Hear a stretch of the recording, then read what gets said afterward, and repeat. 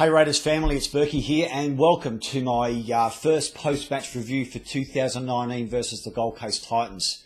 Before I start my top 10, I just want to preface by thanking and saying how amazing the Raiders crowd were yesterday. For a really dismal day, we were out there in droves, and once again we were far louder with our support for our team than what the Titans were. Just amazes me how much we come out, regardless of the conditions, to support our boys, and it certainly didn't go unnoticed. It was really a fantastic atmosphere that we were able to give our players especially, and gave them a real lift a number of times. So kudos to the guys and girls that were there on what was a pretty ordinary day. In actual fact, my feeling before I get into the top 10 was I think had it been a dry track, we may have well put on more than 20 points with the way that we controlled the game really well, other than, say, the first 10 minutes. But we were fantastic with the way that we were able to dig in and really control the play quite well. Mind you, the Titans lost both halves, Taylor and Roberts, so that did not help their cause in really throwing a hard challenge at us in attack. But it's not our fault. We can only beat what's in front of us, and we did that convincingly with a 0 to their name.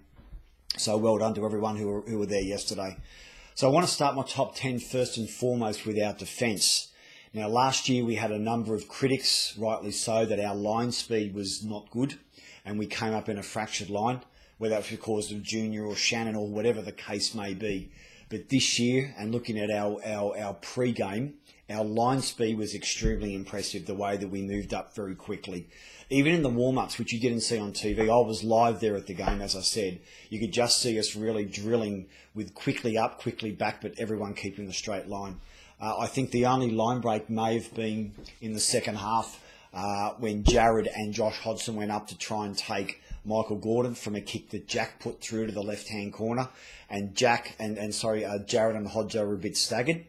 And Gordon was able to step Jared and make 50 metres. But other than that, we had a very, very solid line. So this is a really good sign early on in the year that we've been able to put into training now into a game situation. Training conditions and match conditions are chalk and cheese. And having to put that now into the field is really, really good for the confidence. As I said, the Gold Coast never really had any proper attack cohesion, and the weather was not the best. But from what I saw early, it was really impressive with what we've been trying to do during the off-season. Number 2, I've gone for John Bateman. Now, guys, I'm telling you now, John Bateman is a mongrel. He is going to be very, very good for our side. You would swear he's been with us for 5 years. The way he was high-fiving guys behind the scenes, which you may not have seen on television, his talk, his organisation, play around the rucks, was just first class. Now, you wouldn't have thought that a guy that could travel from English Super League to the toughest comp in the world could put that type of output into his first game. The conditions suited him without a doubt. It was more like an English Super League game with the wet weather, not very hot. But for him to put in an 80-minute performance, peeps, 80 minutes in his NRL debut, never got subbed, is just outstanding. He is the real deal. And I'm really looking forward, once he gets his legs a little bit more, with some of the things he's going to be able to do. What he can do exceptionally well is his lateral movement when he gets the ball is brilliant. He's very light on his feet, good hip strength, and he's a good mover. And the really powerful thing about the guy is it takes more than one defender to put him down. He very rarely got tackled yesterday other than with 3 defenders on him. And that's a bonus, because if there's 3 defenders taking him, it means there's more space around the rucks or out wider for quick play of the ball and for us to spread it, because there's 2 or 3 defenders in around him all the time. So it's only going to get better here for John Bateman, and more importantly for us Raiders family. So I'm quite ecstatic about what I think this guy can bring to our side. Third in line, I've got Jack White. Now I'll say I said before the game I am concerned about Jack at 5'8". I'm not going to detract from that just yet. As I said, he never got a lot of attack his way yesterday because their halves didn't really know how to attack him. With some solid halves for a side, they may try to exploit Jack with sort of back-to-back defensive efforts and try and get him on the inside or the outside and force him to make a rash decision by coming out of the line. But once again, he can only play what he played in front of him yesterday. I thought his kicks, other than one in the first half, I think, where it went dead, the rest of his kicking game was just outstanding. His desperation was brilliant. Once again on the field, he was talking really well, but he had confidence on the defenders inside and outside and never broke that line. His attack, he just had to do what he had to in attack. Once again, it wasn't a game for long, fancy plays. He put his big body over the line when he had to take the ball up from his fullback days, obviously. But I was most impressed with Jack Wighton's display. I think if he can keep developing this, just do the basics right and play that team game, then he might settle in really well to this 5'8" position. Once again, there's going to be some tests coming, probably this Friday night against the Storm with some solid halves. But on the surface yesterday, once again, another bonus for our side. Number 4, I've gone for CKN. Now, as a fullback, there's nothing worse with those high balls, wet night, where there's no wind to speak of, and that ball's coming down and you're going to get smashed.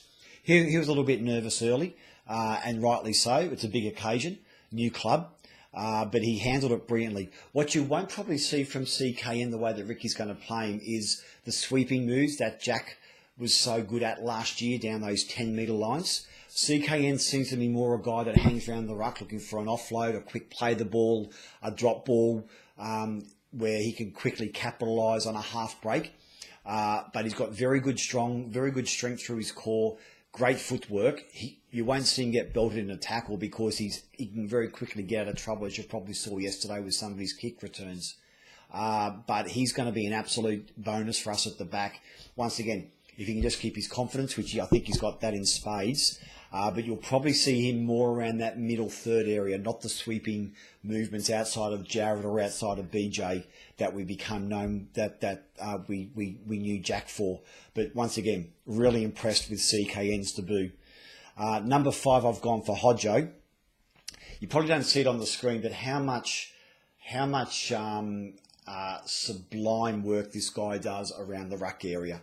10 to 15 metres either side. His passes to Aiden or his passes to Jack or the runners are just beautiful. They're flat and they're quick, which doesn't give the defenders much time to react. But he just controls that 10 to 15 metre arc so well. But most important yesterday for Josh was when we did have to play the ball, our attackers were in line with him. They weren't leaving him to his own device to weave his magic. He had someone there to dummy to either way, and that puts defensive sides in a lot of doubt as to who they should take. So we did a lot of kudos for our attackers today to give Josh, or for giving Josh that area where he can really do a lot of his great work. But as I said, his passing game's sublime. Good to see him kick. I thought he would kick a lot, and he did, and his kicks were top rate. He looked for the corners to be able to hem them in, and I think we're going to see a lot more kicking from Josh this year, particularly with Aiden being the other kicker and Jack being a part-time kicker. I think if Josh Hodgson can kick a lot more, once again, it just gives us another option out of dummy half to pin sides down. Number 6, I've gone for Sia. I thought his work off the bench last night was first rate. He bent back their defence with his runs. His attack and his clean-up work around the rucks, particularly helping Josh Hodgson, was first rate. And I've always maintained, to me, Sia is our inspirational leader. Jared's our captain, without a doubt. But Sia, to me, is an inspiration. He's more actions than words. And just the vibe and the feeling he brings to the side when he comes on is first rate. He just drags guys with him to be as best they can. And to have that in the side's most critical. But his work yesterday was just terrific. Number 7, I've gone for Bailey Simonson. Now, I didn't know much about Bailey before yesterday's game, but I thought he was extremely solid in his debut. He was in the right position all the time. I don't think he made a mistake. He was right on song for the try. That kick that Aiden did to him, they were practicing that for a good 3 or 4 minutes in the warm-up with Aiden doing the cross-field kick. And guess what? And it was actually in that corner where the boys were warming up, which is where he scored his try. So that was great to see him getting those combinations now with Aiden and with Jared when he was a centre, just to keep that momentum going. But I thought Bailey was great. Very light on his feet. I can see on a dry track, the more opportunities he gets with Oldfield and Rapana out, on a dry track, he could cause some real problems around the ruck with a quick play of the ball and his footwork, getting him behind the line. So it was a first-rate debut. Number 8, once again, Corey Horsburgh, I thought a brilliant debut as well. Reminds me a little bit of Glenn Lazarus, the way that he's able to motor over that advantage line, taking 3 or 4 tackles with him. His defence was just crunching. Yes, he made a couple of handling errors, but as I said, the conditions were pretty ordinary. Elliott dropped it a couple of times. Joe Tarpany, Papa, everyone dropped it from both sides. So it wasn't just him, but he more than made up. When he dropped the ball, he wanted to get the first ruck or went and made a big tackle in the next set of 6 to make up for his mistake. That's a sign of a good player, where they're annoyed with themselves and they want to make an impact to right their wrong.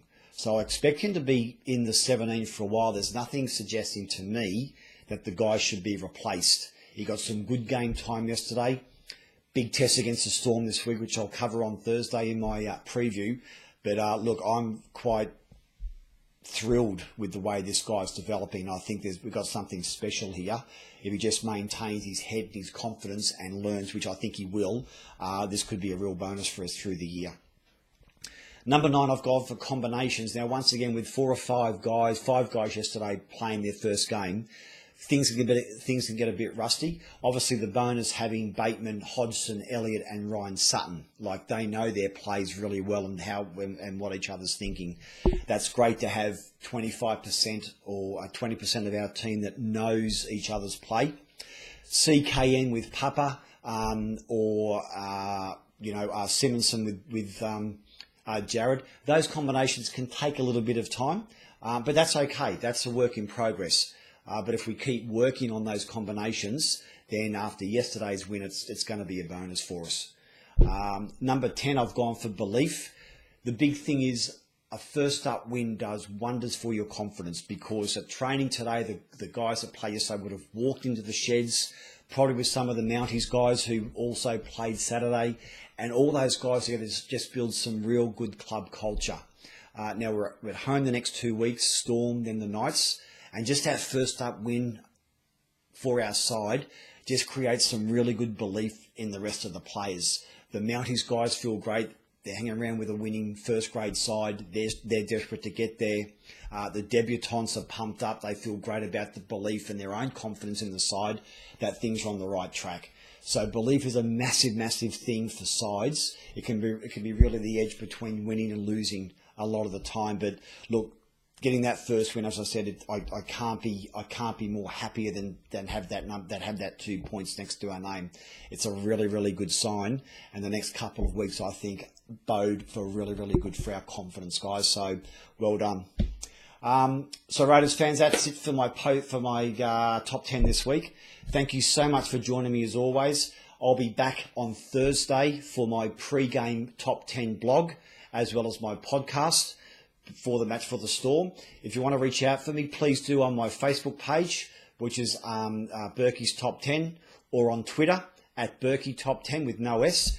A few things coming up. I'll be having a YouTube channel and a website up and running very shortly, so keep an eye out for that. And guys, that's it for me now. Bleed green, and I'll talk to you on Thursday. Berkey out.